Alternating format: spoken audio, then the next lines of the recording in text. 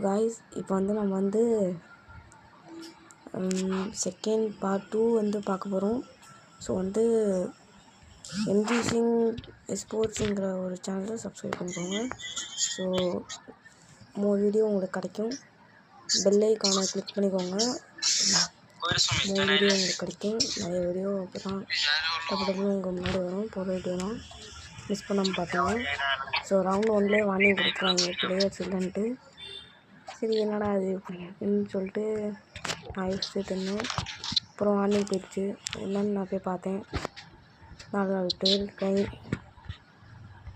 First ரவுண்டே போக வேண்டியதாக இருக்குது. போயிட்டு அந்த பவர் எடுத்தால் நம்மளுக்கு இது கிடைக்கும்.